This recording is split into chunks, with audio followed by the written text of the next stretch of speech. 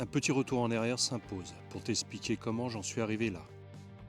J'ai commencé avec un scooter, un 125 Burgman d'occasion. Non, c'est pas le burger de chez McDo, mais c'est un scooter de chez Suzuki que j'ai emmené jusqu'à 60 000 km avant de changer pour une petite chinoise. Un cyclone, un 125 Grand Raid. C'était pas une tornade, mais je pouvais atteindre les 100 km/h si je n'avais pas mangé de clafoutis le matin. Une petite monture qui m'aura bien rendu des services pendant environ 5 ans et 50 000 km. Une petite 125 qui faisait aussi bien qu'une grande routière, mais à son niveau vu que c'est une petite. Elle aimait rouler par tous les temps, pas uniquement par beau temps, non, elle n'avait peur de rien. Pluie, vent, glacial, neige, verglas, chute et glisse sur le verglas ne lui faisaient pas peur. C'est là qu'elle a commencé à me réclamer de nouvelles pièces de rechange. Alors je lui ai acheté ce qu'elle me demandait. Nouvelle batterie pour un démarrage plus facile l'hiver, un démarreur pour ne pas démarrer à la poussette, roulement de roue, guidon, crash bar. Car oui, elle n'a peur de rien, mais les chutes lui font quand même du mal.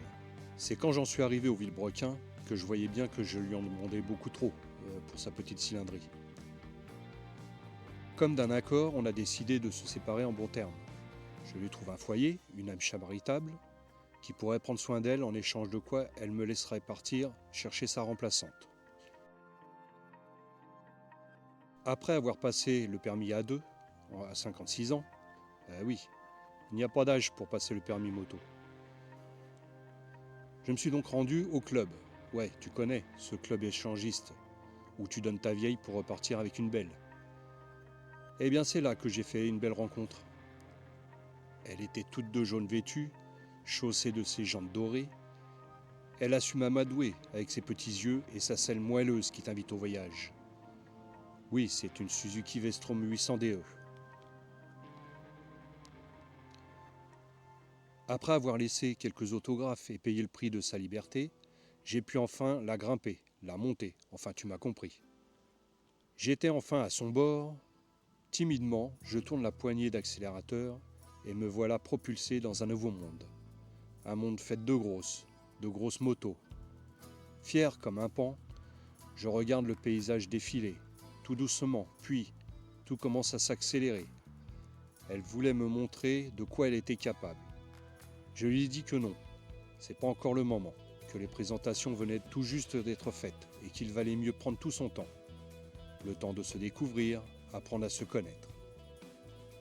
À peine la première semaine passée ensemble, qu'elle commençait déjà à me faire ses premières blagues. Ou alors j'avais la jambe droite plus courte que la gauche. Toujours est-il que pris dans une danse folle, on est tombé fou de l'un de l'autre. Bon, sans se faire mal. Et c'est là que j'ai compris qu'avec ses 230 kilos, je me devais d'être prudent pour mener la danse. Et que la belle peut vite devenir la bête si je ne fais pas attention à ce que je fais. J'ai vite compris ce qu'elle aimait. C'est les grands espaces, où elle peut s'exprimer, montrer ses capacités de roulage et de franchissement. Car bien équipée, elle peut tout faire dans les limites du raisonnable ou du déraisonnable. Alors, je lui ai promis qu'on allait commencer par un petit voyage, histoire d'en apprendre un peu plus sur nos capacités. Petit roulage, aller-retour de 1000 km jusqu'à Bordeaux. J'aime cette sensation de liberté à son bord. Nous formons un duo d'enfer, comme Bonnie et Clyde, mais à moto.